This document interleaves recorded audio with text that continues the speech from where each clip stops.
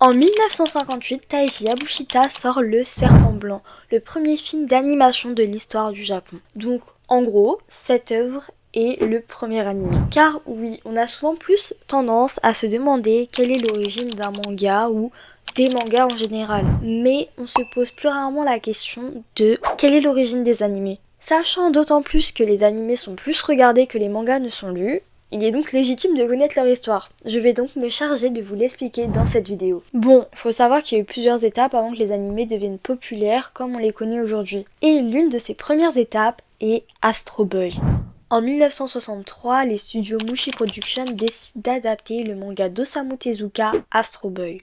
Et là, faut vraiment comprendre que Astro Boy, ça va pas juste être un petit succès éphémère. Non, ça va bercer l'enfance de plein de personnes et pas seulement au Japon. Ça va être un succès planétaire qui va réellement permettre à l'univers des mangas et des animés d'être beaucoup plus populaire. D'ailleurs, ils vont publier 193 épisodes de 1963 à 1966. En 1980, la franchise poursuit avec Astro le petit robot, une autre série télévisée dérivée du manga d'Astro Boy, mais cette fois produite par les studios Tezuka Production. Va falloir attendre en France 1986, donc quand même 6 ans plus tard, pour que la série soit diffusée sur TF1 et rediffusée sur la même chaîne dans le Club Dorothée. D'ailleurs, en parlant du Club Dorothée, ça nous amène à la prochaine étape de la popularisation des animés, et cette fois-ci en France. Du coup, pour vous donner une petite idée, le Club Dorothée diffusait plein d'animés, Dragon Ball, j'ai pas besoin de le présenter, hein, c'est le papa des mangas.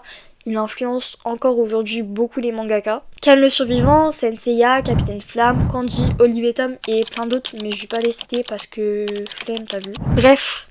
Donc tout le monde kiffait le Club Dorothée, tout le monde regardait ça. C'était l'activité favorite de plein de gens.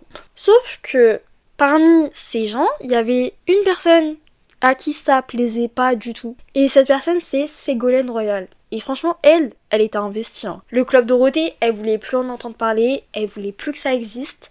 Elle disait qu'il diffusait des animés exécrables et terribles avec beaucoup de violence. Elle a même sorti un livre, Le ras-le-bol des bébés zappeurs, où clairement elle parle comme quoi faut pas que les enfants regardent les animés parce que nanani nanana. Et le pire dans l'histoire, c'est que elle a réussi car le Club Dorothée, ils ont fermé. Ouais. Elle a réussi. Après, dans les années 90-2000, on n'a pas eu que le Club Dorothée, il y a eu Le Voyage de Chihiro qui est sorti en 2001 et qui va recevoir un Oscar pour le meilleur film d'animation en 2008. Mais c'est pas tout car on a aussi eu Akira qui est sorti en 1988, du coup un film de Katsuhiro Otomo. Il a coûté plus de 8 460 000 €, donc c'était juste énorme à l'époque, c'était d'ailleurs le film d'animation le plus cher et il a fait plus de 40 000 entrées à Paris, donc que des stats énormes, le film a explosé de malade. Et en 2000 est arrivé le grand Pokémon. Donc là, plus besoin de le présenter, classique. Entre les jeux vidéo, les cartes, l'animé et tous les jouets de contrefaçon qu'on pouvait faire de la licence, tout le monde aimait ça, les enfants ils se la tuaient à Pokémon, bref, vous connaissez. Bon, en somme, là, j'ai parlé de tous les animés qui ont réellement permis d'accroître leur popularité au fil du temps et particulièrement en France.